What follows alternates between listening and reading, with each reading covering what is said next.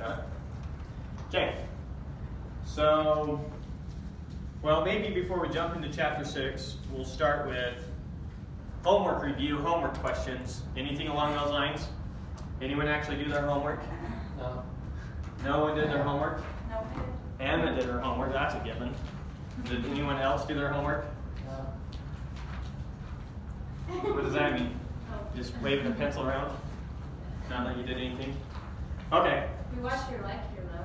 Oh, you did? Mm-hmm. Oh, well, you're gonna make me blush. All right. So I may go over 3 problems then real quick that I thought were interesting ones from exercise group 4.4. The first problem I may go over is 9. So this is 9. My quick summary of what it says is prove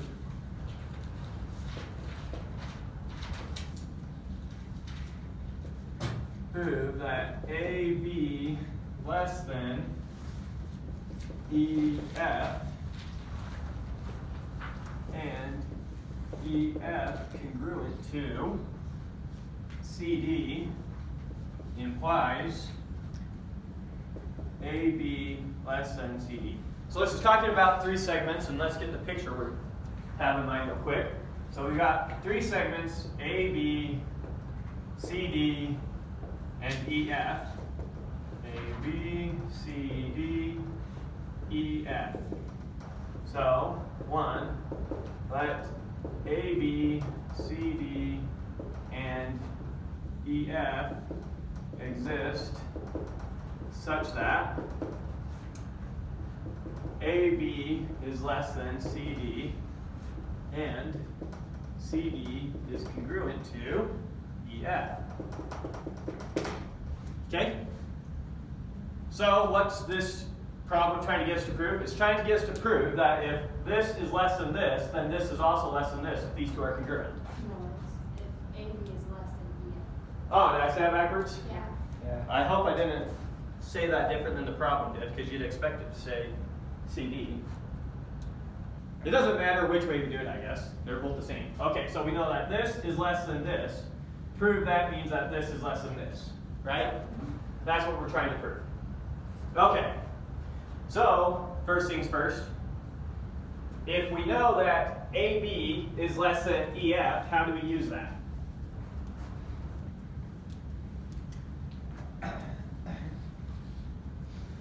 If AB is less than EF, first thing I always want to do is I want to draw my points on this thing, so I'm going to say 2. No.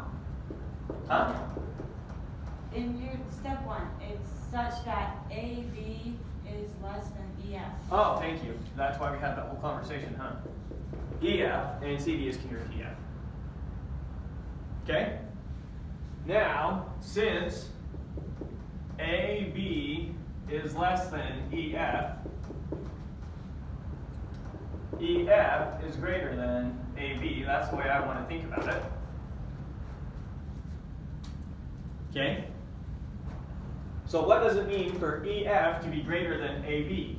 Means that there's a There's point this C point. that on EF where AC is congruent to EF. There exists a point on AB where EF is congruent to A to that point, and B is in between them, right? Yeah. So that's the reason I went from this to this. Using this is less than this, I have to draw a point down here. Using this is greater than this, I have to draw my point up here, right? That's what that changes. The reason I want to draw my points on this is because that's what's referenced twice. I have this is less than this, and I want to show this is less than this. So I want my points to be on this segment because this is what I'm going to reference. That's the whole reason I went from this to this. You see my logic in switching these? Yeah. Yeah. Okay. So after switching those, number 3, we say exactly what we drew here. Then there exists f prime on the line AB such that AF prime is congruent to EF and AF prime, that's it, AF prime, or ABF prime, sorry, ABF prime, right? That's the definition of EF being greater than AB. Yeah. Good? Okay. So, now we've got that. Where are we trying to get? That AB is smaller than CD here. That AB is less than CD, right? So, we know, very last line, remember what I told you last time, sometimes it's helpful to think about where we're trying to get. So we're trying to get very end. Therefore, AB is less than CD. AB is less than CD. Now I've got my point on AB, so I want to switch that around. Right? So then CD is greater than AB. What does it mean for CD to be greater than AB? That There there's a exists a line, point or there's on a AB. point. On AB such that Then there exists a point, what should we call it? D prime, I D. guess. Such that, what? such that AD AD or prime AD prime is is congruent congruent to CD. to CD. And? A, And C, AD or AD. D prime. D prime. Yeah. Right? Uh-huh. Now we got to figure out how to get from here to here. You make your point. Well, you say, look, CD is congruent to EF, and EF is congruent to AF prime. So CD is congruent to AD. AF prime. Well, you have to make the connection that AD prime would be congruent to AF prime. Wouldn't you? Huh? Wouldn't you have to make the connection that AF prime is congruent to AD prime? AF prime is congruent to AD prime. That's pretty much all we need to make a connection of here.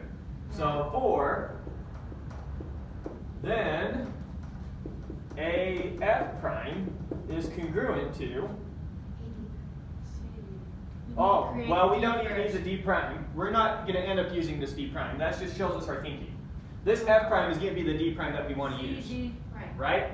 So AF prime is congruent to CD. 5. Then Wouldn't you have to say AF prime is congruent to CD and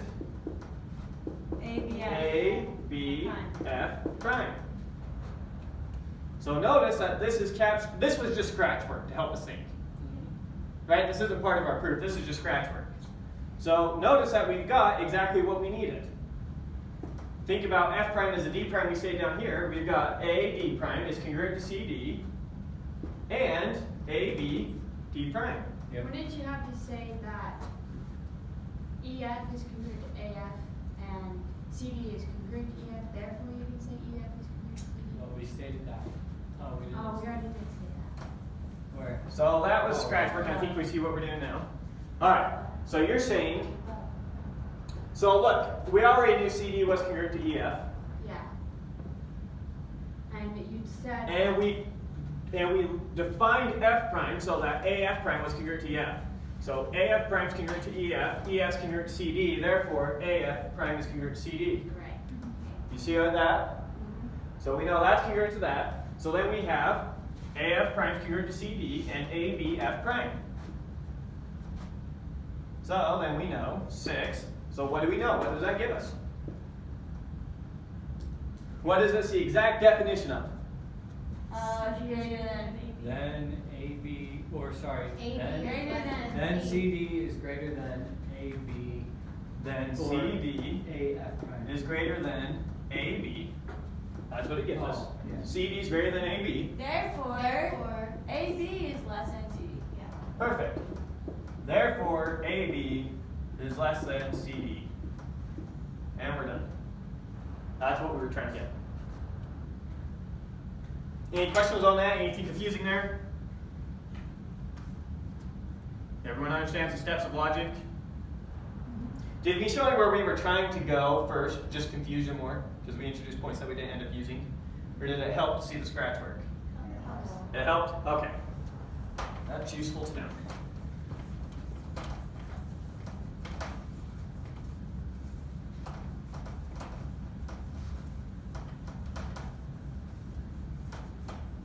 All right, moving on. The next one I did was 10.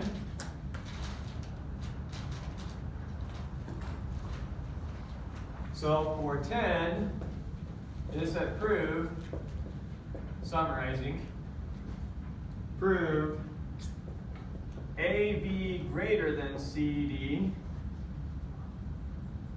and CD greater than EF implies AB greater than EF.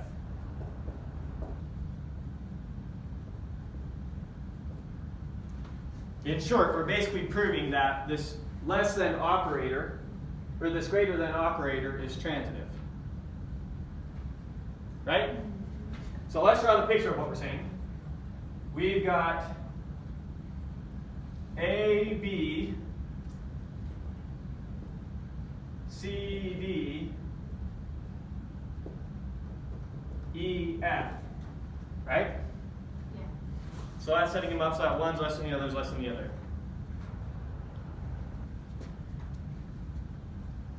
And then, once again, I'm going to want to construct all my points on here. So I'm going to rephrase my inequality so that the definitions put points up here. I'm going to flip them so that happens, right? So, 1, let A, B, C, D, and E, F be segments such that AB is greater than CD. AB is greater than CD.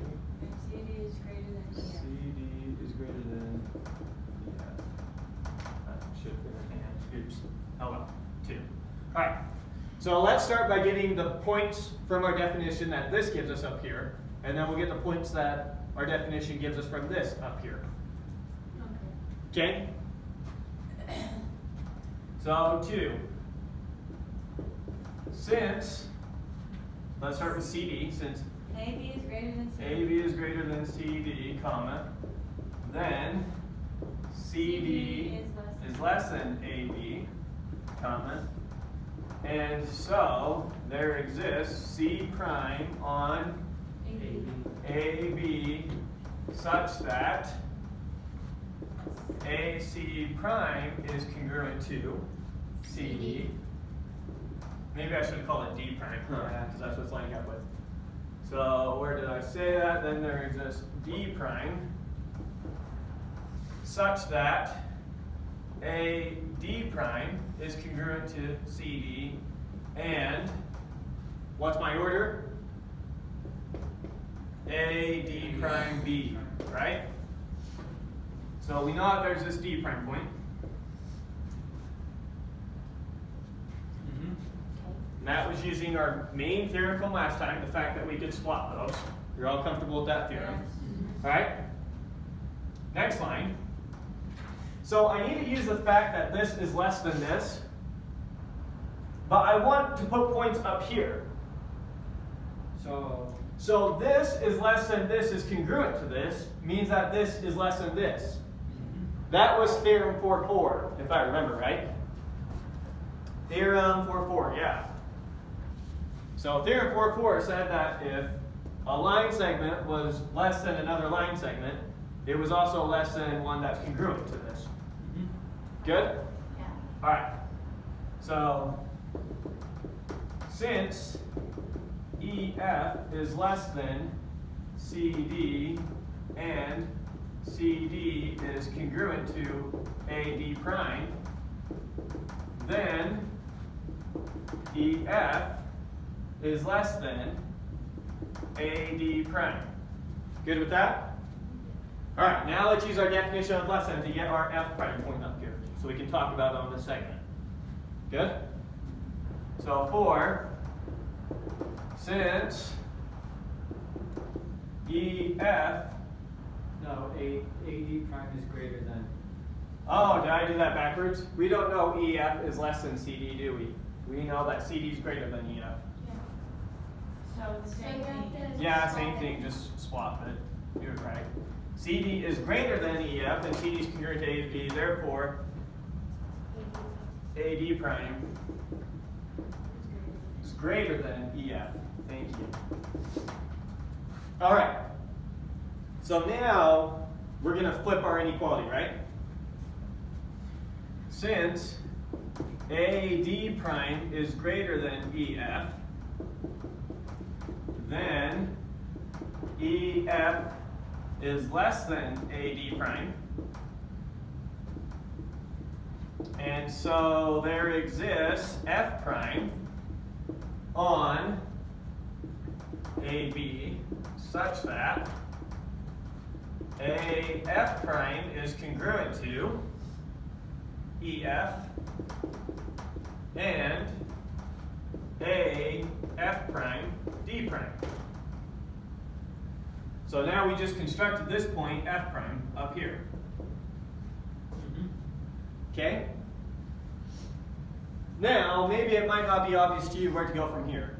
You might be a little bit stuck here and say, okay, so I got my points up there. Now, what are we trying to show overall? That AB is greater than EF. So, we're trying to show that AB is greater than EF.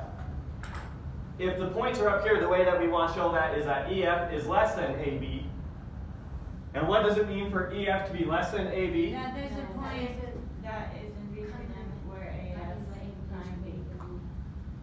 Yeah, so this being less than this means that there's some point up here, F prime, such that that's congruent to that, and AF prime B. Right. So the last thing that we need to cover is that F prime is in between A and B. And then we can use our definitions. So, 5, since, look at the betweenness relations we know. We know the betweenness relation AD prime B, that was one of them, and it's right here. Here's the two betweenness relations we know. So, since AD prime B and AF prime D prime, then AF prime D prime B. And this would be using the postulate clear back that said if you have any 4 points on a line, then they can be labeled A1, A2, A3, A4, such that the only betweenness relations are the 4 betweenness relations that you get. Good? So the betweenness relation that assigns you points this way is the only one that's going to satisfy both these things. And actually, this was probably one of the homework problems. I think I remember going over a homework problem where we said if this is true and this is true, then this is true. Yeah, they have different. Or it was, if this is true and this is true, then prove that this is true.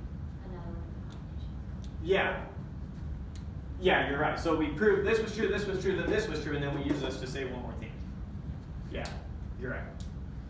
So maybe make a note here in this class as we're continuing with these. We want to kind of just start using stuff that we already know instead of referencing it over and over again. So as you're doing proofs for this chapter, I don't really expect you to be referencing postulates from chapter 2. You see what I mean? Start using your pictures and stuff to say things. You know, a good geometry proof should stand independent of a picture. But pictures are useful. They communicate information. We did all the rigor that we did to say, look, our pictures aren't lying to us, and then we can go from here. So once we start chapter 6, we're basically going to start doing geometry proofs that Euclid did. We're going to start, basically that proving things about triangles. And so the reason that we went through all this work is to say, hey, the way we've been using pictures is actually okay, and we weren't cheating. Now we're going to start using our pictures a lot more and rely on our pictures to tell us things. And we're going to stop explicitly proving that if that's between those two and that's between those two, that's also between those two. So you can just say it instead of proving it in your side. Well, even if this line wasn't in this proof, I would still call it valid. In other words, if you would just skip straight to using this. All right, but we'll be verbose for now. And maybe I'll even add one more line that we don't really need. Since AF prime D prime B P, then AF prime B, right? Yeah. And now we can finally use our definition of lesson Therefore, 7. Since AF prime is congruent to EF, and AF prime B, comma, then, thank you, AF prime B. So since that and that, what does that tell us? Then AB Then EF is less than AB. Yeah, then EF is less than AB, Therefore, or AB is greater than EF. Right? Which is where we're trying to get. There you go. So that's transitive. You want to do another one of these, or you want to move on? All right, we'll move on. Algebra review. Anyone do anything in the algebra review besides Emma?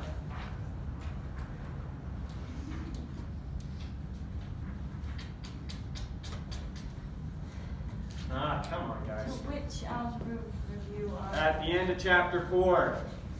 See, if we're starting chapter 6 today, you should have covered the chapter 4 and 5 material.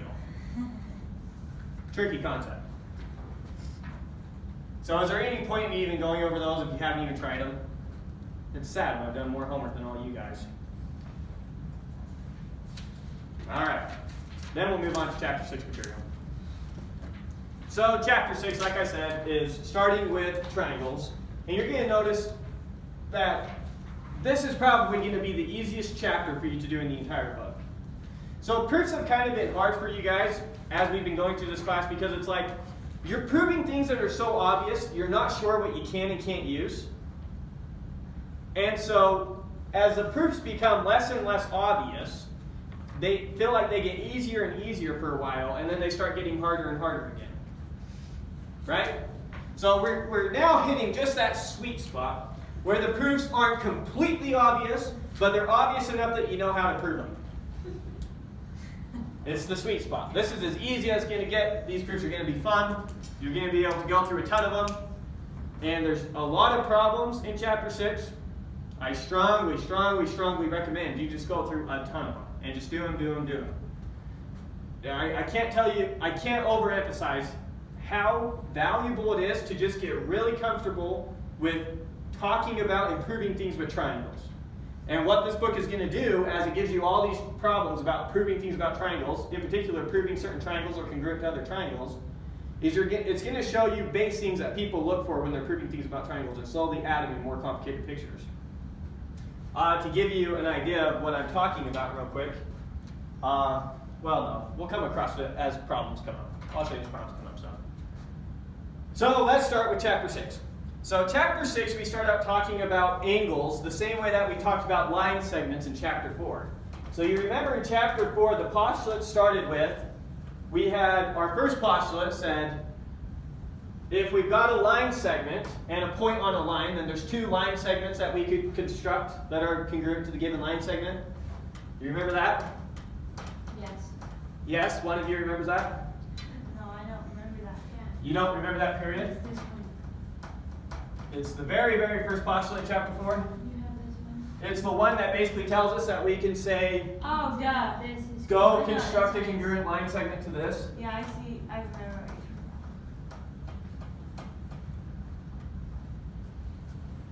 So, to see the parallels here, so over here, we're going to talk about line segments. Over here, I'm going to talk about angles. So the first postulate over here was, if I've got some given line segment and a point on a line, I can come over here and I can draw a point so that this is congruent to this, and I can come over here and draw a point so that this is congruent to this. You good with that? Yeah. Okay, so what is that in terms of angles? What we say over here is, number one, we say if you give me some non-straight angle, so I've got some angle, this is, well, we don't need to draw that. So let's say I've got some angle A here, and I've got some ray down here, we'll call it R. Okay? So what the first postulate says is, if I have some angle that's not a straight angle, and I've got some ray down here, then extend that to a line. On either side of this ray, I can draw a line S prime. So we'll call that S prime, or I can do S double prime. So that this angle is congruent to this, and this angle is congruent to this. You see the similarities? So if I had a line segment and a point, I can construct two line segments on either side of that point congruent to this. If I've got an angle and a ray, I can construct two angles on either side of the ray so that those angles are congruent to this. Yeah. Does that make sense to everyone? Nothing funny there?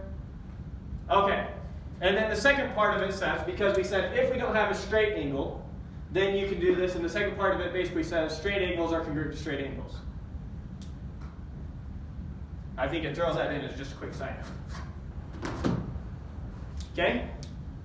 Postulate number 2 over here was congruence is an equivalence relation.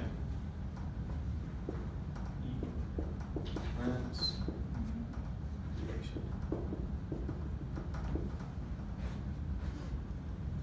What did we mean by it's an equivalence relation? Do you remember? It's reflective. It's reflective, transitive, and symmetric. Perfect. What does it mean for it to be reflexive? That each That angle is is itself, congruent to itself, Yeah, segments are congruent to themselves. What did it mean for it to be symmetric? yeah. It can be switched. AB is, AB or A is congruent to B and B is CD, and CD is congruent to AB. Perfect. If AB is a segment and it's congruent to CD, then CD is also congruent to AB. transitive. No, that's symmetric. You can flip it. There's symmetry. Hold up a mirror to it and it doesn't change. That's why it's called symmetric. If I say AB is congruent to CD, and you imagine I placed a mirror right here and looked at the image in the mirror, what would that look? Well, it would flip my letters around, but say we write the letters the same, we'd say CD is congruent to AB. That's symmetric. And then transitive is if AB is congruent to CD and CD is congruent to EF, AB is congruent to EF. Right? Yep. Okay. Same exact thing with angles. They're an equivalence relation. Does that need any explanation? Did I say congruence relation? Sorry. They're an equivalence relation. So angles being congruent is an equivalence relation. So when we're talking about congruence with line segments, that's one thing. Maybe just flat out write it out instead of using so many words. So should have given myself more space there.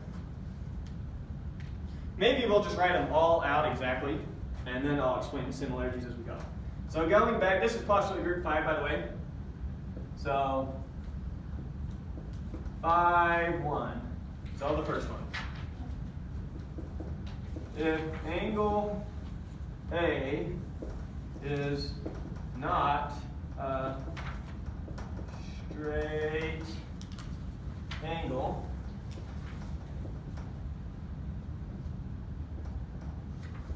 and if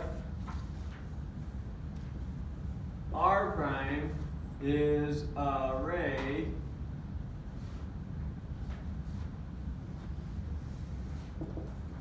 from A prime on L prime, comma, then on a given side of L prime, comma, there exists exactly a one ray S prime from A prime such that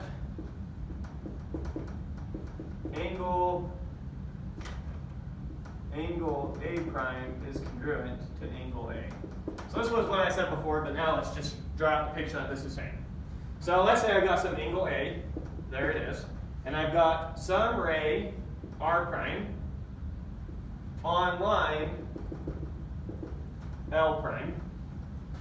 Then on a given side of L prime, pick up here or pick down here, doesn't matter. On a given side of L prime, then there is exactly one ray S prime. Oh, this was from a point A prime, sorry I missed that. So here's where I said that. If R prime is a ray from A prime on L prime, so R prime is a ray from A prime on L prime, then on a given side of L prime, we'll pick up here, but it doesn't matter if we pick up here or down here, there exists exactly one ray S prime, that's what this is, from A prime, such that angle A prime is congruent to angle A. You see that? Yeah. Okay. Awesome. So that's the first postulate. Second postulate is congruence relation.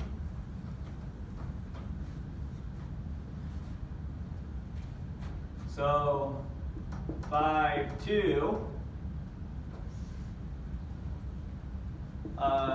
maybe I'll say angle congruence is an equivalence relation. It's an equivalence relation. What does that mean? It means it has three properties. One, angle A is congruent to angle A for any angle A. We call that reflexive. Two, if angle A is congruent to angle A prime, then angle A prime is congruent to angle A. We call that one symmetric. And then finally, transitive. If angle A is congruent to angle B, and angle B is congruent to angle C, then angle A is congruent to angle C, and that is transitive. Okay? All right. And then the third one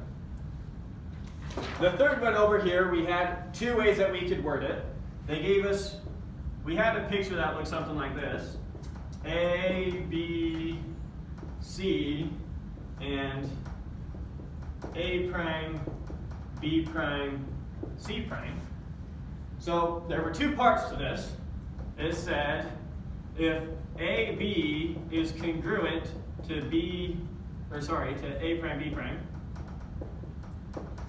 and BC is congruent to B prime, C prime, then AC is congruent to A prime, C prime. So this was our way of adding. That's what we think about this. Well, Euclid said this is equals added to equals produce equals. So if AB is congruent to A prime, B prime, and BC is congruent to B prime, C prime, then that whole thing is congruent to that whole thing. And then we also had that if the whole things were congruent, yeah, subtraction. So if AC is congruent to A prime, C prime, and BC is congruent to B prime, C prime, then AB is congruent to A prime, B prime. Right? If that whole thing is congruent to that whole thing, and that piece is congruent to that piece, and that piece is congruent to that piece. Or in other words, equals subtracted from equals produce equals. Good? Okay, so we're going to use that exact same type of thinking, except for with angles. I'm not going to be able to fit there, so I'm going to erase what I have here and redraw. Redraw, rewrite, I don't know.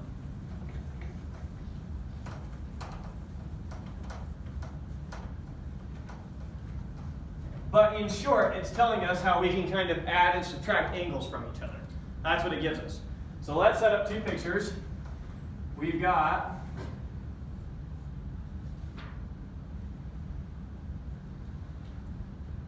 No. The angles. It doesn't label the rays. oh, it doesn't label like that. So it goes like this. We'll call this angle A, the whole thing. We'll call this angle right here B, and we'll call this angle right here C. Not what they do. Oh, I should say. It's good enough. Captures the same idea. And then we'll call the whole angle here A prime. We'll call this angle B prime. We'll call this angle C prime. You understand what my picture's trying to capture? Yes. The angle A is this whole thing. The angle B is this angle, and then the angle C is this angle. Okay. Similarly with A prime, B prime, and C prime. Okay? And now we have 3 ways of putting these together instead of 2 like we did with the other one. So, 1, we can add the angles. So, if angle B is congruent to angle B prime, and angle C is congruent to angle C prime, then angle A is congruent to angle B, or A prime. All right, and you can pretty much guess what these are too. If angle A is congruent to angle A prime, and angle B is congruent to angle B prime, then angle C is congruent to angle C prime. And finally, if angle, well, we'll do A again, is congruent to angle A prime, and angle C is congruent to angle C prime, then angle B is congruent to angle B prime. Don't you have the same relations with segments? Yeah. Yes, you do. Why isn't there as many though? Because one of these really comes from the other. You notice that these 2 are kind of capturing the exact same information. But the book takes time to write out all 3 of them differently. We could have written out a 3rd one for segments, but it's just dealing it, one of them is flipped over. Does that make sense? Yeah. Yeah, I had the same question, why he did 3 on this and 2 on the other. But it's the way he does it. In short, if I've got these 3 angles and these 3 angles, and I know any 2 of these are congruent to any 2 of these, then we get these. Any 2 of these that correspond with the same letter of any 2 of these. I can't say if A is congruent to C prime and B is congruent to B prime, then whatever. Good? So, almost the exact same stuff we talked about with segments, but now with angles. Hopefully there's no big leaps there. So now let's prove 2 simple theorems with, well, I don't know if we're only going to prove 2. I just saw 2 on my page. But now we'll prove 2 quick theorems. Any questions about any of these so far? When I'm erasing the board is a good time to ask any questions you have, because not a lot I can do till it's erased.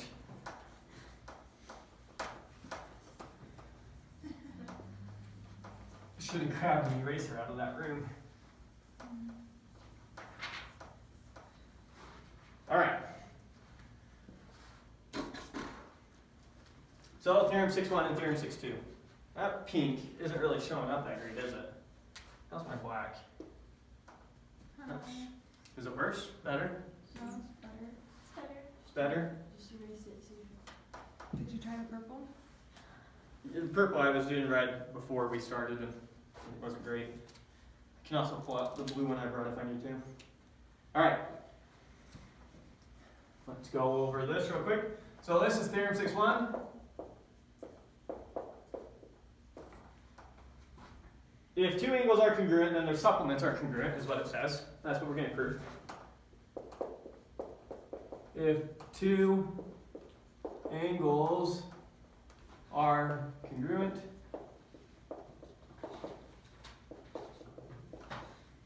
their supplements are congruent. Okay? So, maybe we'll start with pictures and see how we would do this. So let's say we've got 2 congruent angles, A and B. So we've got Maybe I'll switch that blue. That's really not that great.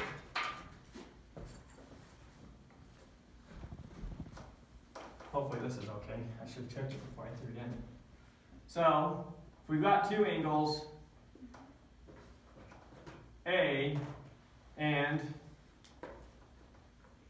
A prime, we need to draw this one down. So it's not in our way for how we're going to do this proof. So I've got A and A prime, and I know that these two things are congruent. And I'm trying to prove that their supplements are congruent. Right? Yeah. So, obviously we're going to need, maybe I'll just draw it over here. Obviously we're going to need to get a B here. There's some angle here that's its supplement. And an angle here, sorry, I don't want to do that.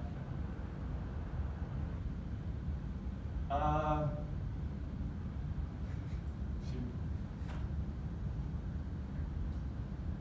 Maybe B and C. Maybe I'll use a tick mark to show that's congruent. So that's congruent to that, and we'll call that angle B. So this we'll call angle A. This we'll call angle A prime.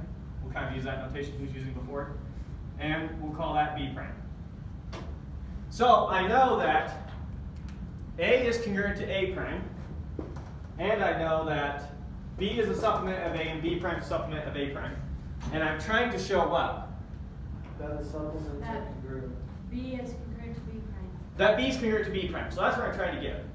Now, I am obviously going to use that last postulate that we just had, or those postulates of some combination. So what's our thinking going to be? What do you think? How might we go about doing that? I know that this angle is congruent to this angle. Are there two more angles up there that I know are congruent? The supplementary lines. The lines! Wonderful! So if we call this L and L prime, or something along that lines, I know all straight angles are congruent, so L prime is congruent to L, and that's congruent to that. And remember our picture, if we have the combinations are congruent, and a piece of each is congruent, then the other pieces are congruent. You could do that with straight angles. Yeah, oh, I didn't mention that when I wrote out the theorem, but all straight angles are congruent. That's a postulate. Okay? Okay, sweet. So all straight angles are congruent, we already know that. Alright, so now let's go and write this out. 1, let angle A and angle A prime exist such that angle A is congruent to angle A prime. 2, let angle B be the supplement. It's really the adjacent supplement. There's a lot of supplements, but the adjacent supplement of that, the one right next to it.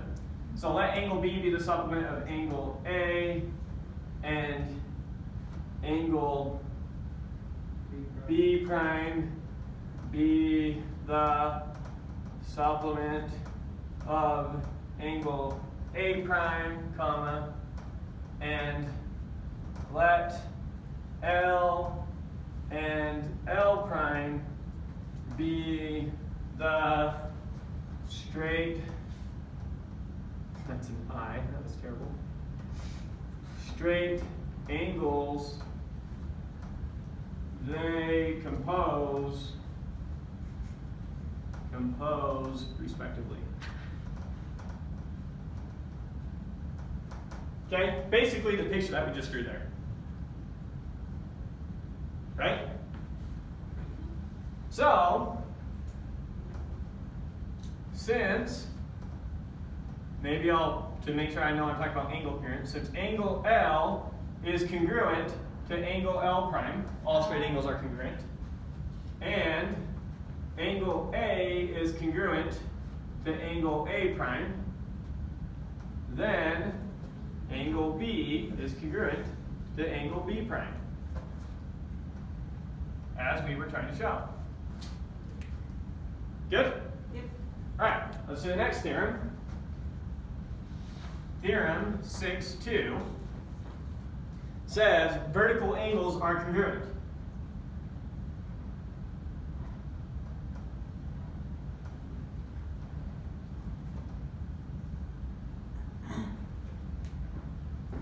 So maybe to get a picture over here, I'll start out with 1, let angle A and angle A prime be vertical angles from lines, I don't know if we'll need the lines, but we'll just name them so we can use them, from lines L and L prime. So what does this give us? Do you remember what vertical angles are? Yes. When you have two lines that intersect, we're calling them L and L prime. So here's L prime. Vertical angles are opposite angles. Yeah. So that and that are vertical angles, or that are vertical angles. Doesn't matter which one of these we use. So we're saying this is angle A, and this is angle A prime. And I'm trying to prove that those are congruent. Alright, how might I prove that those are congruent? The side angle You side. can use the transitive. Side angle side we don't have. I'm going to use the transitive property using angle B of one of the supplement angles. So good, we can say, pick some angle here, call it B, and notice that B is the supplement of A, and B is the supplement of A prime. And this right here, two angles are congruent, their supplements are congruent. Oh, we don't have that, sorry. We didn't prove the converse of this, so can't use that directly. But we can do the same thinking we did up here. So if L prime, angle L prime is congruent to angle L, and angle B is congruent to angle B, then this piece is congruent to this piece. Do you see that? Yes. All right. I'm not going to bother writing that out if you see it. I think it's pretty clear. Yeah. Is there anyone here that isn't quite sure what we just said? Okay, not quite sure. So remember our postulate said that if I know the whole angle and a piece of the angle, if a whole angle is congruent to a whole angle and a piece is congruent to the piece, then the remainder is congruent to the remainder. Right? Yeah. So this whole angle, L prime, is congruent to this whole angle, L. Right? And what are the pieces of L prime? They're B and A. Here. What are the pieces of L prime? B and A prime. So since L's the same size as L prime, and B is the same size as B, then A is the same size as A prime. Okay. That's not how they do it. I don't care how they do it. They use theorem 6.1. Okay? That one. We kind of did too. No, we just use the postulate directly. They didn't use. It doesn't matter what they did. You want to read theirs? What we're doing is a valid proof. It's a valid proof, right? Who cares what the author did? There's a lot of ways to prove things. Good? You understand it? Yeah. I intentionally try not to pay attention to their proofs when I prove things, because I want to do it different. I want you to see multiple ways of proving the same thing if possible, because maybe the way I do it is more insightful to you than the way the author did it, or maybe the way the author does it is more insightful to you than the way I did it. And so, seeing multiple proofs of the same thing is always a good thing. Well, I should say that. Maybe for some reason it confuses you. But I think as a general rule, it's a good thing. Get a new clean eraser here. Okay. So now we get our definition of right angles. So this is definition 6.1. What's a right angle? A right angle is an angle congruent, perfect, to its supplement. Let's get a picture of that. So if I've got an angle A here, and its supplement over here, B, the only way that A is a right angle is if A is congruent to B. They're the same size. Good? Alright, so that's all that's saying. Pretty straightforward definition, pretty intuitive definition, I think. So we've kind of covered a lot of stuff so far just with that, so I'm going to do usually I wait till the next week to do the homework problems. But I may do a couple homework problems so that you can see it going before we keep moving, because chapter 6 is fairly big. So we're going to use some homework problems as just example problems. So right now we're already in exercise group 6-4. So we've already covered 4 sections of chapter 6. So the first one that I want to do is number 2 in there. And it had a picture, something like this, with an angle inside of it. Ooh, that was terrible. I'm not gonna try to fix it. Too late now.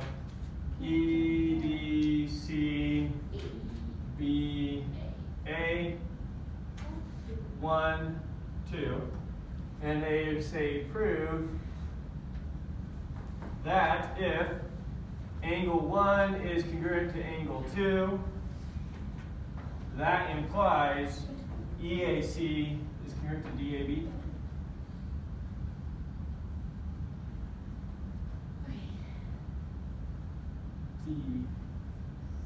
DAB.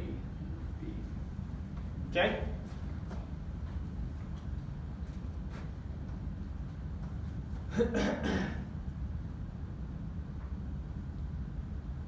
So you understand what we're trying to do? If this small angle is congruent to this small angle, prove that this angle from E to C, like that, is congruent to this angle. And you almost just write out it is, right? Yeah.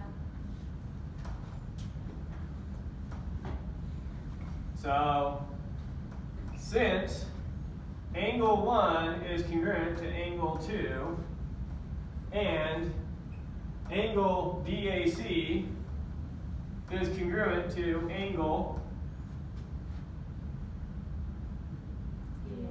DAC, someone see where we're going, then angle EAC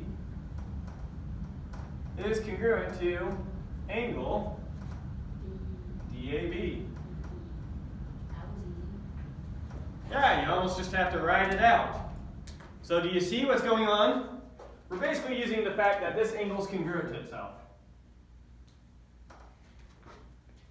So we're trying to show that this angle's congruent to this angle. This angle has this piece and this piece. This angle has this piece and this piece. So when we're looking at this angle, this piece, I'm going to say this piece so many times I'm going to drive myself crazy. Do you see how this is congruent to this? They're both using same size of angles? Yes. Yeah, and they're both using. Yeah, so we're just using the first one of those postulates directly. So one that tells us equals added to equals are equals, in short. Congruent segments added to congruent congruent angles added to congruent angles gives congruent angles when they're adjacent like that. Good? All right. Let's prove one a little more interesting. An angle congruent to a right angle is a right angle. So that one was more interesting. I don't remember what number that was. Oh, I'm skipping number 3. We don't need to do that. I'll just go straight to number 4. It's a fun one. Angles congruent to right angles are right angles. So this is number 4. Prove angles congruent to right angles are congruent. Okay? So let's draw out a picture to see how we might do this. So we'll say something along the lines of, we'll start out with some right angle A. So here's right angle A, and we'll start out with some angle A prime congruent to A. Right? Now, since angle A is a right angle, then its supplement B is congruent to it. Right? That's what it means to be a right angle. Yes. A right angle is an angle that's congruent to a supplement, so I know this is congruent to this because a right angle is always congruent to a supplement. And I'm going to construct A prime so that A prime is congruent to A. And so now I need to get B prime over here. And I'm going to use those theorems about adding angles to angles because maybe I'll say here's L prime. So I know L is congruent to L prime. And I know A is congruent to A prime, so B has to be congruent to B prime. Alright? So I basically have B prime is congruent to B is congruent to A is congruent to A prime. So B prime is congruent to A prime. B prime is a supplement of A prime and it's congruent to A prime. Therefore, It's a right angle. it's a right angle. That's the way we're going to go about proving it. Did you follow all that logic? So you see the picture. So maybe I'll erase all this and start again. Yeah. So I'll erase that picture and we'll kind of construct it as I bring it up as I talk about it. And maybe that will help. So, 1. Let angle A be a right angle. And let angle A prime be congruent to angle A. Okay? So far all I did was say, here's some angle A, here's some angle A prime, and all we know so far is that these two angles are congruent. Right? Well, I also know that A is a right angle. So 2. Let angle B be the supplement adjacent to angle A.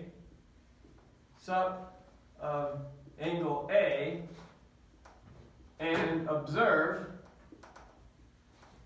angle B is congruent to angle A. So I'm saying come construct its supplement over here. And I'm saying observe that angle B is congruent to angle A. How do I know angle B is congruent to angle A? Because angle A is a right angle. Angle A is a right angle, and by definition of a right angle, it is congruent to its supplement angle. That's what it means to be a right angle. Good? Yeah. Okay. So, 3, let angle B prime be the adjacent supplement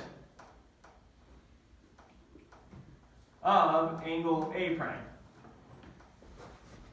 So now we come and we draw this thing, supplement angle B prime.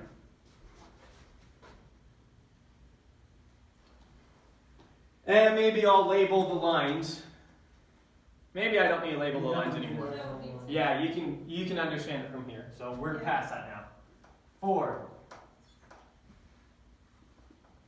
Since all straight angles are congruent,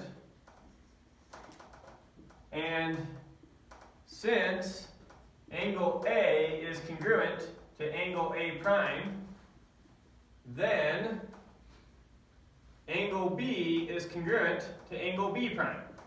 You see that line of thinking? Yep. Equals added to equals are equal. Good?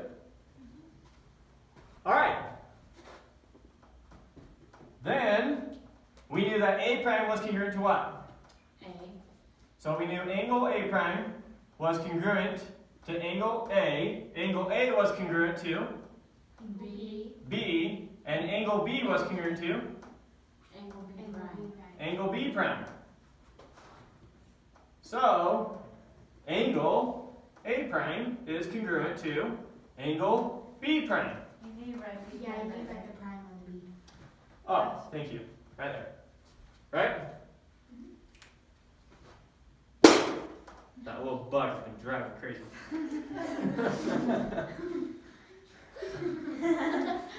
Sorry, you probably looked a little crazy right there. Just whacking the board. There's a little fly that's been flying around my nose and it's been making it itch. Okay. So, Oh, pause this video so we can go record this. yeah, that's on camera if you want to see me act crazy. Anyways, back to the important stuff. Yeah, slow-mo. Put it to a song or something. Yeah, there's a couple of them. Slapping flies. We'll slowly get them all. All right. Anyways, so if A prime is congruent to B prime and B prime is a supplement of A prime, then what? Then they're And right A angles. prime is a right angle. 6. Therefore, A prime is a right angle.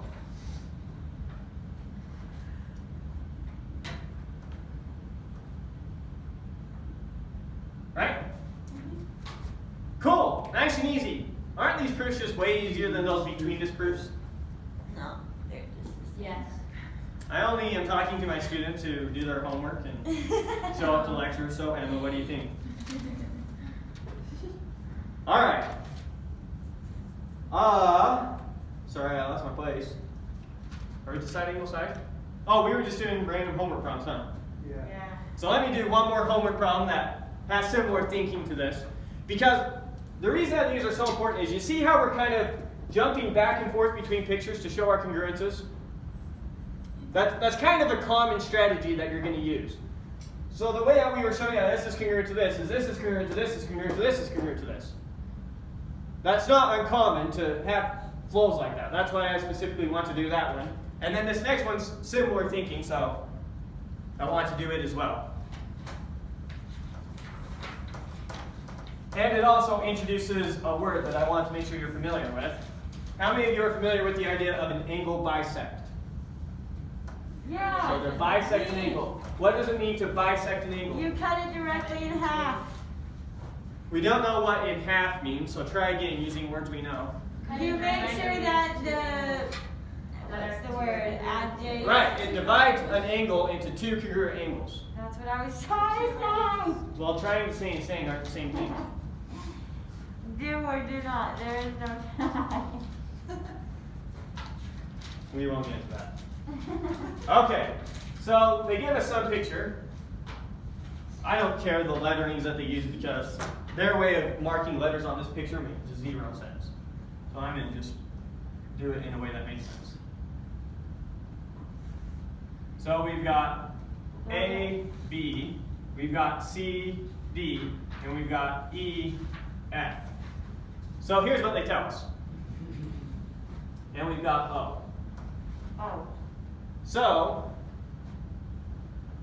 prove, Is this 5? probably, yeah. So prove that if FE bisects this angle, then it also bisects this angle is what we're saying.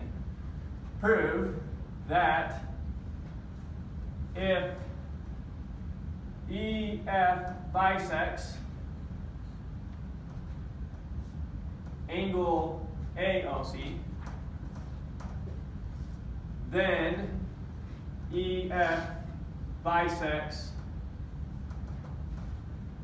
angle BOD or DOB, doesn't matter. I'll just do BOD because I like the ordering better. Okay? So, let's assume let EF bisect angle AOC. Maybe we'll just talk first and then we'll go back and fill it in. So if this bisects these two angles, if this bisects this angle, then that means that this angle and this angle are congruent. Right? Yeah, right. How are we going to prove that this bisects this angle? Well, you can say that figure out that the whole AC is a vertical angle. Well, I'm saying big picture though, what are we ultimately trying to prove? We're ultimately trying to prove that this angle is congruent to this angle, right? Right. If I know that this angle is congruent to this angle, then this bisects it by definition. Right. So you say that angle is the vertical angle of that. Those are both vertical angles. Right, wonderful. So, pretty straightforward. We're going to say, look, this angle here is the vertical angle of this. Right. So, this angle is congruent to this angle. And we're going to say that this angle is the vertical angle of this. So, this angle is congruent to this angle. So, we've got this is congruent to this, is congruent to this, is congruent to this. Okay. So, that's a big picture of how we do this. And you see how it's similar to the other one? Yeah. Yeah. All right. 2. Since EF bisects angle AOC, then angle AOE is congruent to angle COE. Right? That's the definition of a bisecting it. It divides it into two angles that are congruent. That's what it means to bisect. Okay. Good? 3, since angle DOF is vertical to or with angle COE, then angle DOF is congruent to angle COE. 4, same exact thing, since angle BOF is vertical to angle AOE,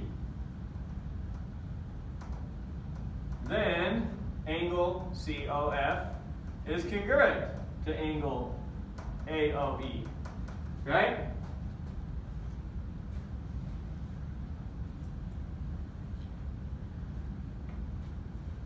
It's not Whoa, what did I do? It's BOF. BOF, AOE.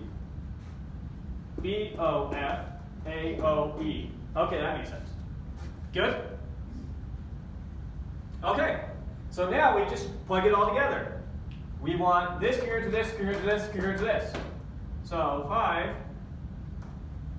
then angle DOF is congruent to COE. Congruent to AOE. Where do we know that? COE is congruent to AOE. It's congruent to BOF. Is congruent to BOF. angle BOF. Therefore, therefore, OF is bisecting it, right? Yeah.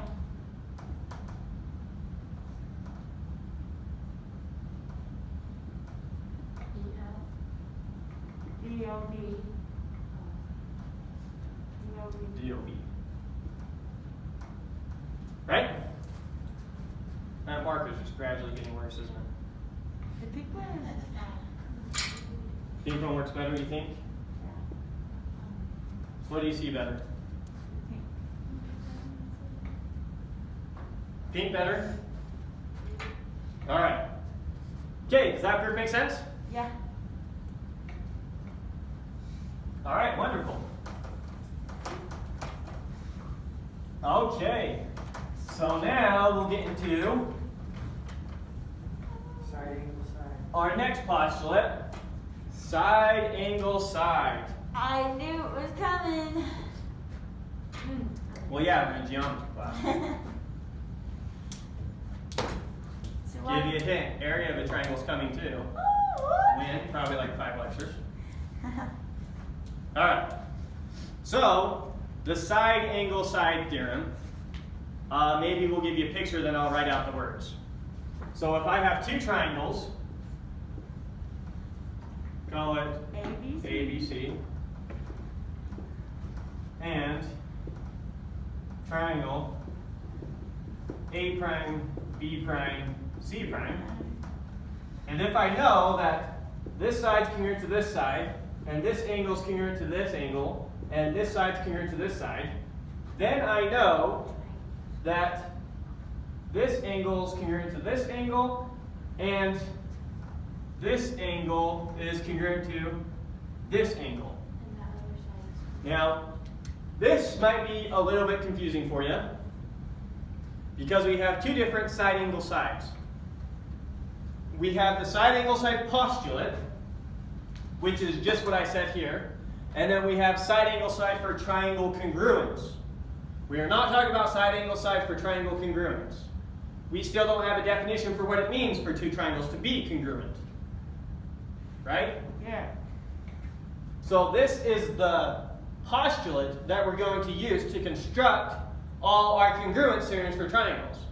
So there is going to be a side-angle side congruence theorem for triangles. There's going to be an angle side angle congruence theorem. There's going to be a side side side congruence theorem, right? All the congruence theorems that you're used to, and they're all going to come from this postulate. But this postulate only gives us this information. It does not tell us that BC is congruent to B prime C prime. It turns out we can prove that. We don't need that to be part of the postulate. Why can you say that the two other angles are congruent to each other? It's a postulate. Oh, that's part of the postulate? Yes. The postulate says if, here's what I'll do. I'll put what it gives us and what we give it in different colors. So if pink, then purple. If pink, Then blue. then blue.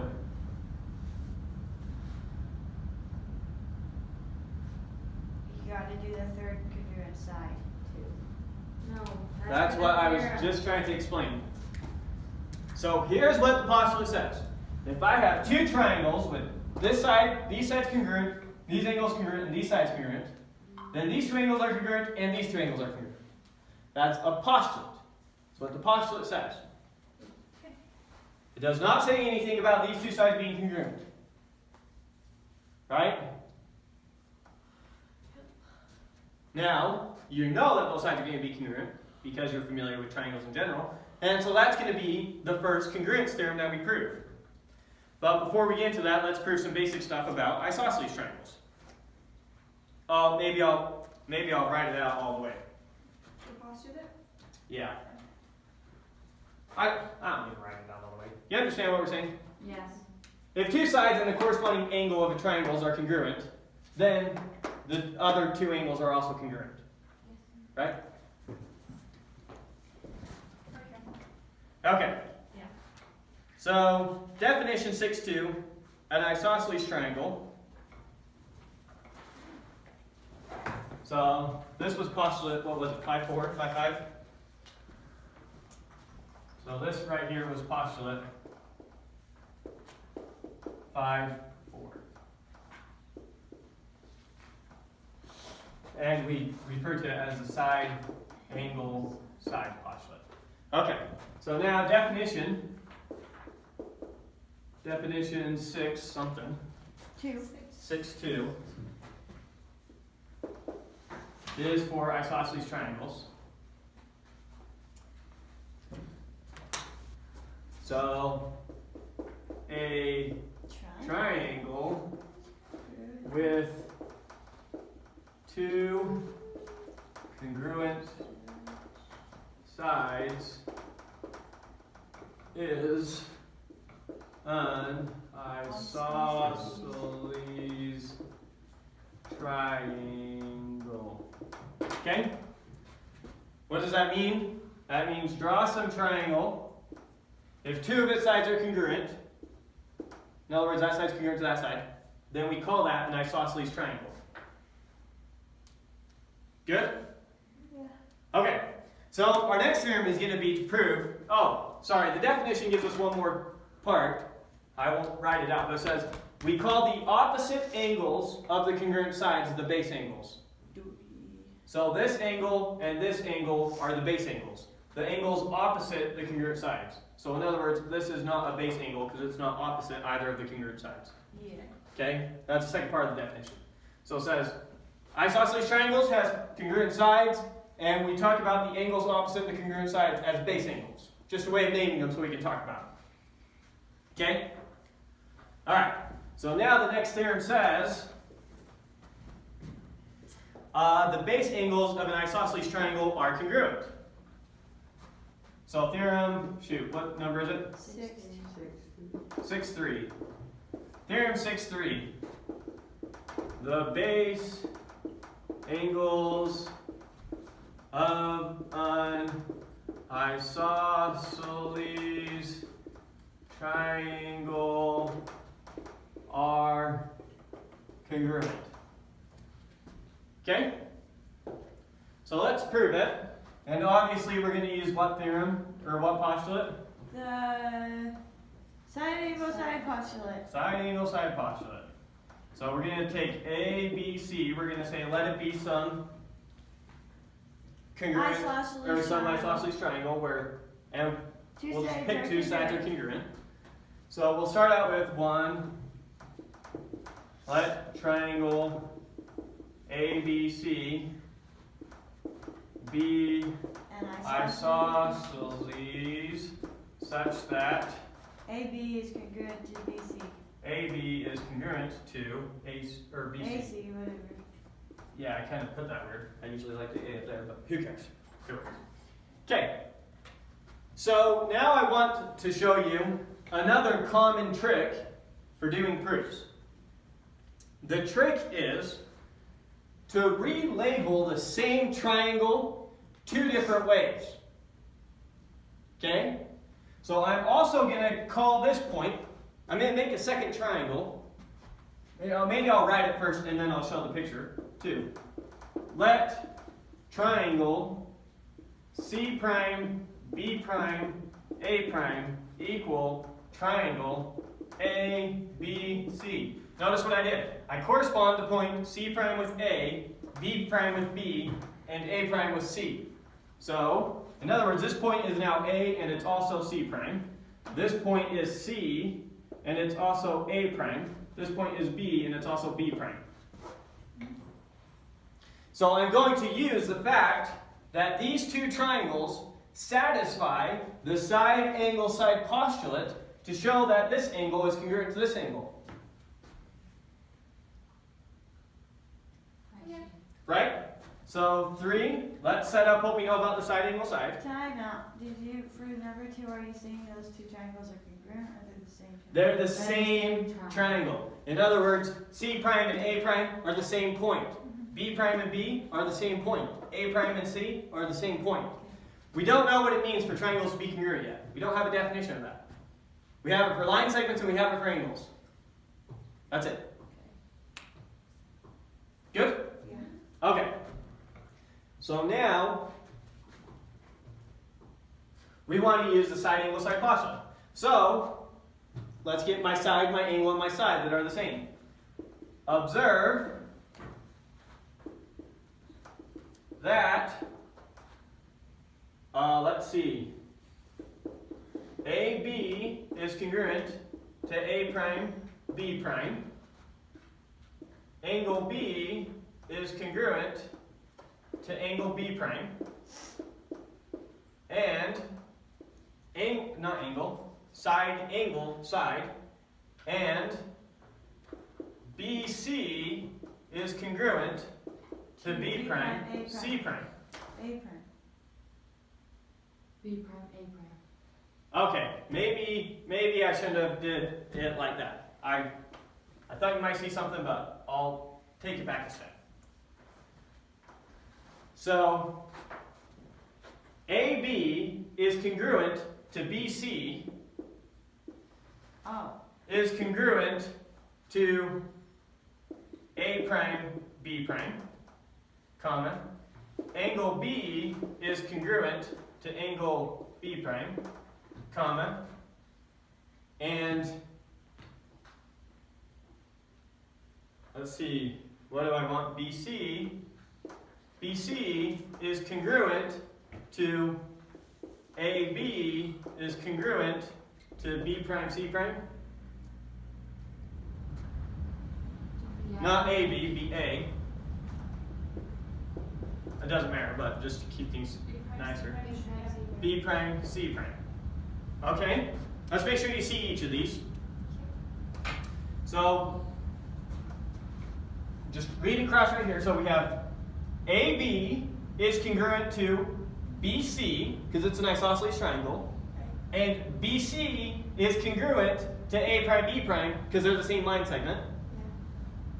Right? Angle B is congruent to angle B. I don't think we need much of an argument there. Or angle B is congruent to angle B prime. We don't need much of an argument there. And then finally, we have BC is congruent to AB is C prime, B prime. Yes. Okay? So we've got these two triangles, and we've got those two sides are congruent, those two angles are congruent, those two sides are congruent, and so, not 5, 4, 4, so by side, angle, side, what does it give us? If we have congruent side, angle, side, then those angles are congruent and those angles are congruent. So in other words, by side, angle, side, angle A is congruent to angle A prime, and angle C is congruent to angle C prime. Wait, when you say angle A is congruent to angle C and angle C prime is congruent to A prime? Ignore the picture for a second. Look at what we had. We had triangle. We have two triangles, triangle ABC and triangle A prime, B prime, C prime. Since AB is congruent to A prime, B prime, and B is congruent to B prime, and BC is congruent to B prime, C prime, then angle A is congruent to angle A prime, and angle C is congruent to angle C prime. It's probably the other angles. Right? Just like B is congruent to B prime. Exactly what we did over here. Yes. Now when you go back and look at the picture, see what it gives you. So we've got angle A is congruent to angle A prime, angle A is congruent to angle A prime. So we've got this is congruent to this, which is what we were trying to do. And we've also got angle C is congruent to angle C prime, or in other words, this angle is congruent to this angle. Did you see that? So the whole trick to this problem was relabeling the points of this triangle two different ways and showing that those two triangles satisfy this. You see that? Yeah. You good?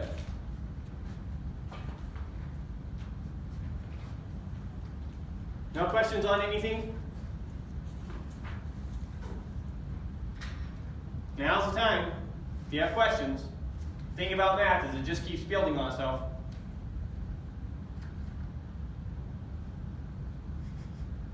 No one's saying anything, but I'm definitely getting a feel like something's not okay. Are you guys giving That's just perfectly clear. So if I erase that right now and ask at random someone to come up and reprove this, you could all do it? No one's Yeah. worried about that? Yeah. All right, Dean, let's see you shaking your head. So let's go over it again. Let's make sure it's clear. So maybe this will help. Instead of labeling the same picture twice, I'm going to draw two versions of the same picture.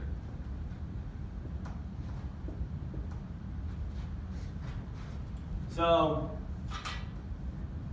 here we've got A, B, C, and here we've got C prime, A prime, B prime. So what did I do? I showed, Those are different. and I'm going to flip this triangle like that in the picture. I'm going to flip it over so that A prime's over here and C prime's over there. Okay? But don't you- So I showed that this was congruent to this, I showed that this was congruent to this, and I showed that this was congruent to this. So therefore, using side angle side, that gave us this was congruent to this, and this was congruent to this. That's drawing the same triangle two different ways. Now flip that back and put them on top of each other. So angle A is right here, angle A prime is right here. So that's congruent to that. That's what we did, big picture, which is what we were trying to show. We were trying to show that the base angles were congruent. So the way that we showed that is we split it up into two pictures. We showed that this side was congruent to this side because our isosceles triangles.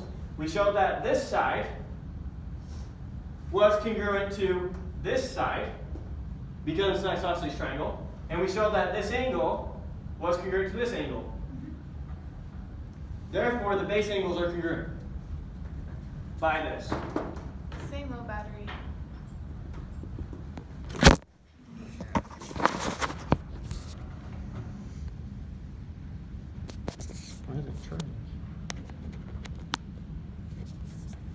maybe it's saying low battery because my laptop's saying low battery.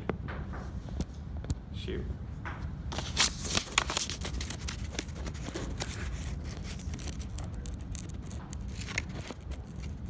Oh, because my charger's pulling it that way. Is that good? Yep. So maybe I'll plug in my laptop real quick. Sorry. Just don't want the camera to go back. Oh, that'd be my charger for that.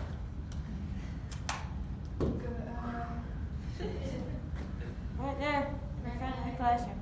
Huh? Look right there. Yeah, I just don't know if that's gonna reach. It's not. There is a section for you. Yeah, aren't there? Yeah, it's We have so extensions.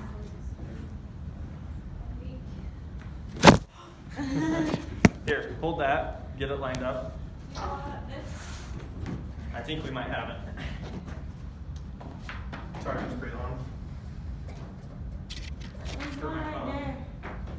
It's shorter. Is there one right there? That's what I was hoping. Okay. You got it? Yeah, I think we're good. So, it's a nice little system. Anyways.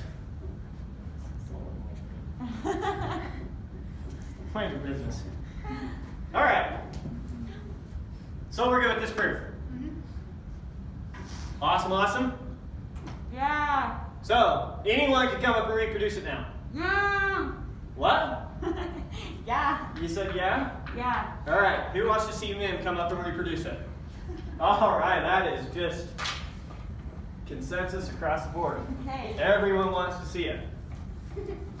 I can do it. But you have to write what the first line. Oh, never mind. I can do it. You can do it. Yeah. Make sure you can't see the postulate anymore, so you have to have that memorized. Why would you read that? There you go. You said you could do it. Okay, can I do it? Yeah, get up there. Okay, can I read my book? You sure can. I just need the first line. Oh, the first line, prove that the base angles of an isosceles triangle are congruent. Okay. Step 1. Let A, B, C. Triangle ABC. A and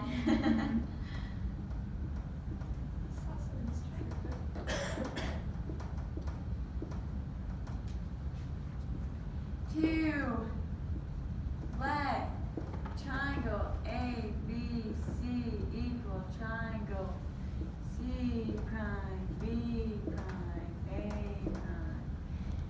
Draw your triangle that you drew.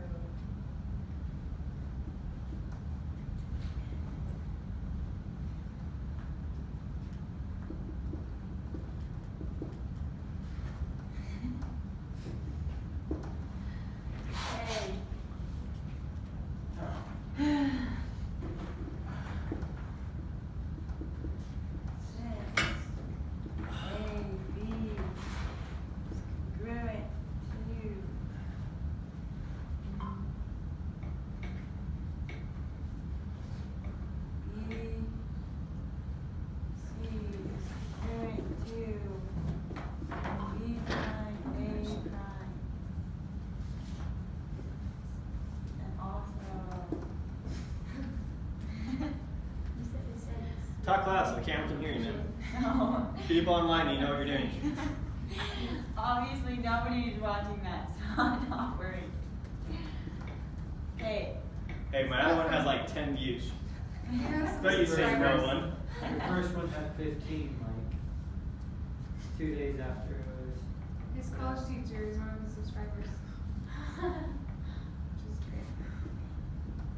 Yeah, I doubt he's watching I them know, but he's subscribed, that's all that matters. Yeah, that's fine. Supporting you. though. Look at that. You should all go to Dixie if you're going to go into math. They have an amazing math department. Okay, Even now better than SVU? Oh, and I don't know for sure, but it's just so head and shoulders above the CS department, because I was in both, that it was astonishing. I don't know what those teachers are doing. It's phenomenal.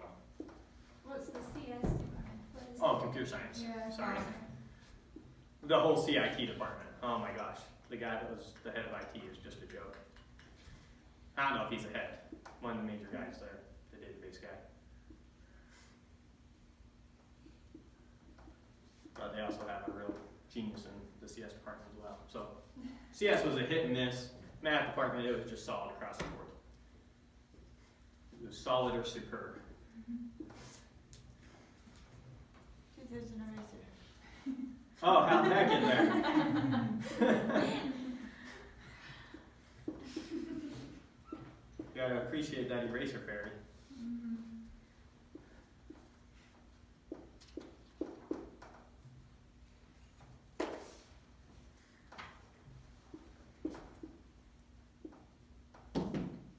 We have my notebook. Hold on. A prime and angle A prime. And angle C prime. Does Debbie need to come up and fix your work? I already switched them around, actually. Alright, let's look at it. Let triangle ABC be an isosceles triangle, okay. Relabel the points, okay. Observe AB is congruent to BC, because it's an isosceles triangle, is congruent to B prime A prime. Good. Angle B is congruent to angle B prime. Okay. And then separate line. BC is congruent to BA is congruent to B prime C prime. So by postulate side angle side, A prime is congruent to, or A is congruent to angle. Oops. Yeah. We told you. That's what you're saying? I thought you were trying to tell me that I should have wrote angle A is congruent to angle C prime. No. Okay. All right. Next definition that we're going to throw up here real quick. And I don't think it's one I need to write out. It's pretty self-explanatory. It's the midpoint. I think that this is definition 6.3. Yeah. What's the midpoint of a segment? So if I have some segment AB, and by the way, it's the midpoint of a segment, not the midpoint of a line. So you have a segment. The midpoint of a segment M is a point on the segment such that AM is congruent to MB. Yep. Right? Yep. That's what we mean by the midpoint. So that's the definition of the midpoint. All right. So now I did a couple more exercises, just two more, so we'll look at the two exercises I did real quick. To use this stuff again to make sure it's not going in one ear and out the other. Dude, am I blind? I don't see the definition 6.3. I'm not looking at my book, I'm looking at my notes, so I don't know where it is. I don't see it. Oh. Well, where's your glasses? I don't have any. But I need a drink of water. Yes. Alright, so now looking at problems in exercise group 6.6, this is number 3. Thought it was a good one to use what we just got. So it's got a picture that looks something like this. Yeah, some kite looking thing. And obviously I drew terrible, but that's okay, pictures lie.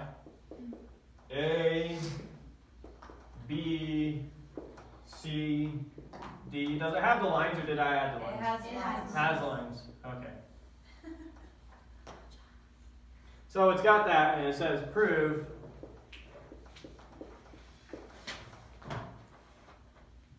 that AB congruent to AC and BD congruent to DC. DC implies What problem is this one? so it implies 3 angle congruences, right? A, B, C, A, C, B. So it implies angle ABC is congruent to angle ACB. Angle CBD is congruent to angle BCD, and angle ABD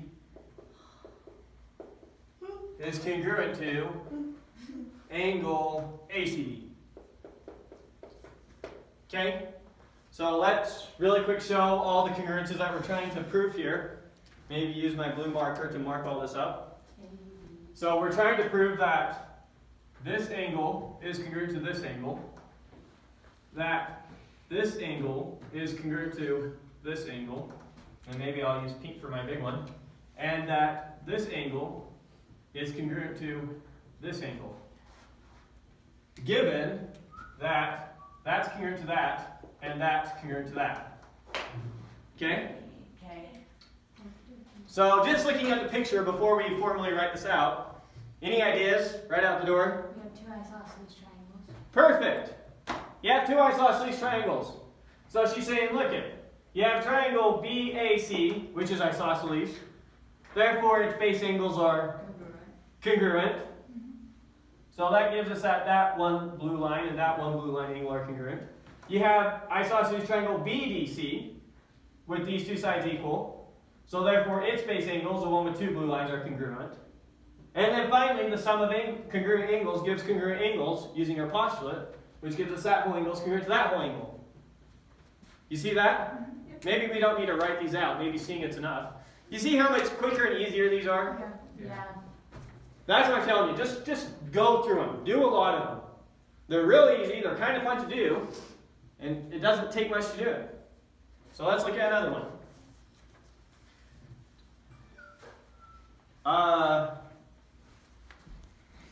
So let's see what we're given on this one.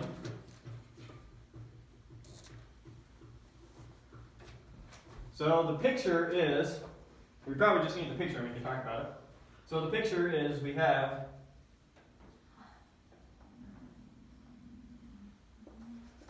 here, do they call it C or B? They keep changing how they label things. ACB, and we've got some point D here. And let's see what we know. We know that AC is congruent to BC, and that AD is congruent to DB. Prove angle 1 is congruent to angle 2. So they draw this line here.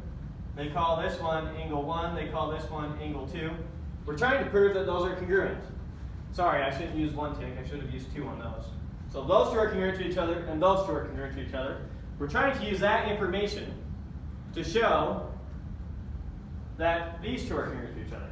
Wouldn't you already know based off of the, was it a theorem or postulate, the bisect? We don't know that this line bisects this angle. You know that it bisects the segment AB. Yeah, you know that. Is the midpoint. You know that that's the midpoint of those two. But you don't know that that bisects those angles. So any other ideas? Well, you have side. C and D is the same line.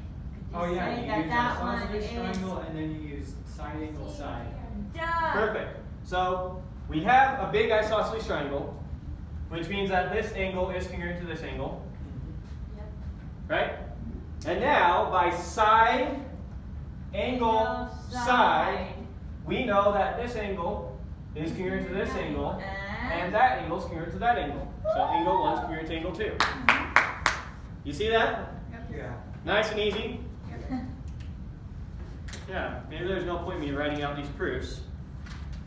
Could have just opened the book, picked some random problems, and gone through them. Like 10. No, like 11. We'll continue. And then next week, if there were any homework problems that you wanted to go over, then that's the time that we'll do that, okay? We're not going to do 11? We can next week. You try first. See if you get stuck on it, and then continue. My goal here is just to make sure you see basic strategies for proving things are congruent. Debbie, and then All right. Now, really quick, we need a definition of congruent triangles, and then we can continue. okay, do you want me to give you it? Did we ever have a definition for triangles in general? Yes. Besides just an angle? No, What is we a did. triangle? It's a set of all the points on A, Three C, C, angles. B, B. Wonderful. It's 3 angles that intersect. Yep. And in fact, you can get it from 2 angles that intersect, but the way that the book defines it is it says, it defines it with 3 line segments. So it says take 3 non-collinear points, there they are, construct their line segment, which is all the points in between them. The union of all those points is a triangle. That was our definition. Huh? Yeah, that's what the definition was. Okay, so our definition for congruent triangles. So definition, what number is it? It's 6-4. Definition 6-4. If triangle ABC is congruent to triangle A prime. A prime, B prime, C prime, then, AB is well, congruent. not then, it's not an if-then statement. What does that mean? What is that logically equivalent to? That AB Implies is that. congruent to Not A implies, is logically equivalent to. Definition is not implication. That's right. A theorem is an implication. A definition is logically equivalent. We're using shorthand notation for a lot of stuff. Right? So, AB is congruent to what? A prime, B prime. Okay? AC is congruent to AC, A prime, C prime. And Come on. B is B. C is congruent to B prime, C prime. Angle A is congruent to angle A prime. Angle B is congruent to angle It B prime. doesn't do that much. Angle C. Oh, it doesn't. And angle C is congruent. AB is congruent to angle B and AC is congruent to angle. Well, it just says etc. in the definition. It literally doesn't. It doesn't. Oh, that's It theorem. literally- That's theorem. Oh, does it list them all out? Okay. That's what it means for 2 triangles to be congruent. Now, I may draw a picture and ask you a question. If I have this triangle, A, B, C, and I have this triangle, let's draw it like this. A prime, B prime, C prime. And I know that this is congruent to this, and I know that this is congruent to this, and I know that this is congruent to this, and I know that this is congruent to, that one was only supposed to be 1, not 2. So the one between 1 and 2 is the one between 1 and 2. The one between 2 and 3 is equal to the one between 2 and 3. And then the one between 1 and 3 is congruent to the one between 1 and 3. So if I have this picture, do I know that triangle ABC is congruent to triangle A prime, B prime, C prime? No. Yes! No. You do! No, you don't. Is this statement true or false? True! Who thinks it's true? Raise your hand. Based on the I don't know. You think just because 2 triangles have all their sides congruent and all their angles congruent, they're congruent? Yes. Yeah, that's true. Is this true? Yes! No, this isn't true. Yes, it is! No, it's not. All right. So here's where we need to make a point. Order matters in how you list these things. It doesn't. When I say triangle ABC is congruent to A prime, B prime, C prime, what am I saying? I'm saying angle A is congruent to A prime, angle B is congruent to angle B prime, angle C is congruent to angle C prime, segment AB is congruent to segment A prime, B prime, segment BC is congruent to segment B prime, C prime, and segment AC is congruent to A prime, C prime. The way I have this listed here is false. The way I should have listed that is like this. Just You put can't your list C and your B them. prime. They're not congruent. Just They are put your congruent. C and your B prime. A corresponds to A prime. C prime. B Yeah, prime. but AC does not correspond with AC. B corresponds C prime. with C prime. And B prime. And C corresponds with B prime. That statement is true. You tricked me. Pick any one of these and see it's the same.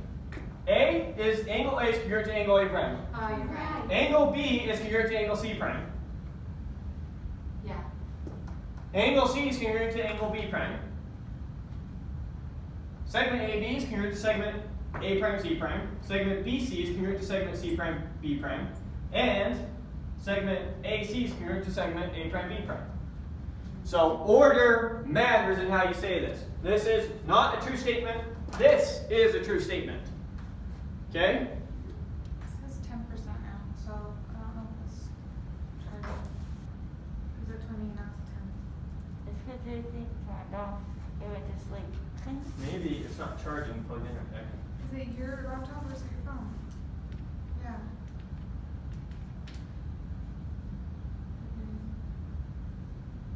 Is it No, I charged? don't trust this computer.